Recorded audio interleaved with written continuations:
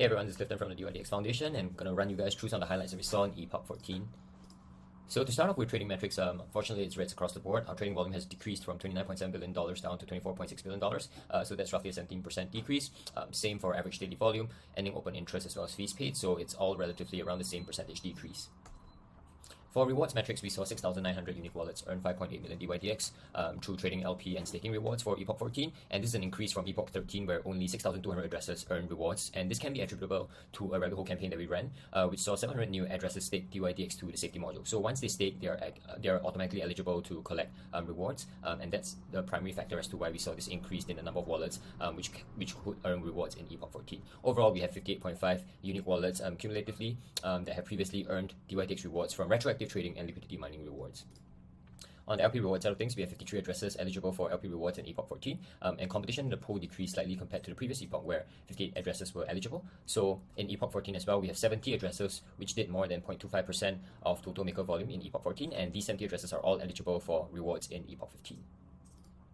On the liquidity module side of things, we have 106 million USDC staked across 637 users. That said, we only have 69 million USDC which is actively staked and earning rewards. Do want to point out that we have a governance vote that concluded to wind down the liquidity module. So effectively, all of the USDC that has staked will not be earning rewards as of Epoch 15. And we have actually seen a huge number of requests for withdrawals from the liquidity staking pool in anticipation for this winding down the boring pool go live, right? So this again effectively sets the rewards for staking USDC down to 0. And again, this is now live. So cumulatively, the top 3 stakers or the top 3 holders of USDC, staked USDC account for 33% of the liquidity staking pool in total.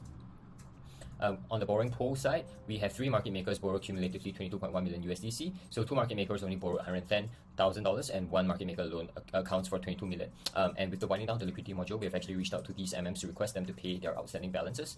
And there is also an ongoing DRC to move the borrowing pool over to TrueFi, right? So TrueFi is an institutional level DeFi protocol which lends out USDC and loans to institutional players, and they have a DRC to kind of take over the administration of DYDX's liquidity module, and this brings about high capital utilization, improved liquidity, better rewards distribution to only the productive market makers, as well as credit diligence that they can do on behalf of DYDX for all the market makers who actually borrow from DYDX. Safety module side of things, we have 37.1 million DYDX staked across 4,372 users. So it's a little bit confusing as compared to Epoch 13 because the balance is actually decreased from 37.1 million to 38.7 to 37.1, but the number of users actually increased from 3,200 to 4,372. So the increase in the number of users again is attributable to the rabbit hole campaign where we ran, where staking DYDX was actually a requirement, a task in that whole campaign. But the decrease in the amount of DYDX stake can actually be attributable to the rewards formula being simplified to simply W equals to fees, and the stake DYDX component was being removed. So we've actually seen a lot of addresses request to withdraw their stake DYDX or have actually already withdrew their stake DYDX. On the breakdown side of things, the top 2 stakers cumulatively account for 31% of the safety module. So sorry, there's a typo here. On the supply side, we have 13.85% of the total DYDX supply, which is considered liquid at the end of Epoch 14. So sorry, again, another typo here. And if you hold tokens, but you have no time to review proposals, or you have no time just basically to do anything governance related, you can consider delegating your proposing power and or voting power to 21 of our endorsed delegates that have onboarded. So over on the governance proposal side of things, we have a couple. So the first would be the reduction of trading rewards by 25%. So the on-chain DIP to reduce rewards by 25% was actually passed, where we have 24 million DYDX voting in support. And this change has actually taken immediate effect in Epoch 15 once it was executed. So the excess DYDX, roughly 958,000 per epoch, which accrues in the rewards treasury, can actually be used or redirected by the community with a governance vote.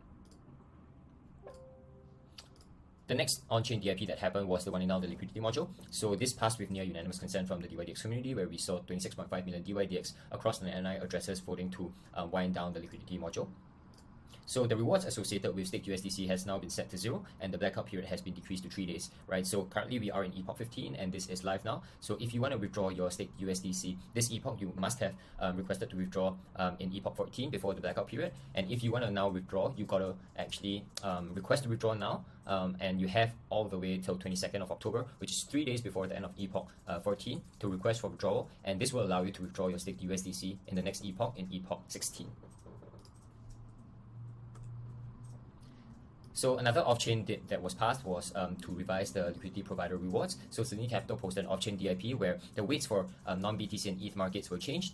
The weights for Bitcoin and ETH markets were changed as well, just to favor volume, just because like these markets are way more mature and just having more weightage on volume makes more sense.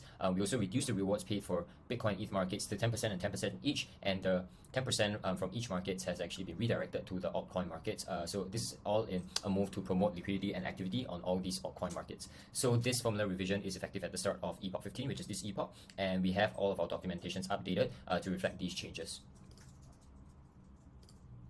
So on the snapshot side of things, we only have one, and that is the Ambassador Program Continuation Snapshot.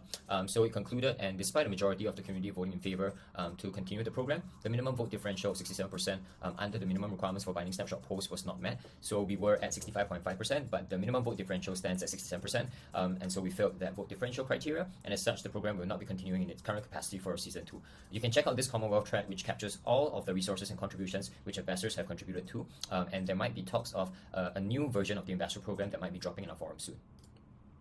So we have a couple of forum discussions as well, and that is one from Angle Protocol to add Angle Euro to the DYDX protocol, one from Bilira as well, and that is to add the Turkish backed stablecoin to DYDX, and lastly we also have a proposal by Anchorage to lend out DYDX through Anchorage to market makers to promote liquidity on the platform. On the grants update, so we have a second round of funding since the on-chain vote for the DGP version 1.5 passed, and since then they have approved 8 grants with a total of $166,000 and $150 for a total of nearly $500,000 in total funding so far since they got the new budget to launch the program, and these are all the 8 new grants that actually got funding for funding round 13. So these are all active URLs, so you can click on them to find out details more about each individual grant.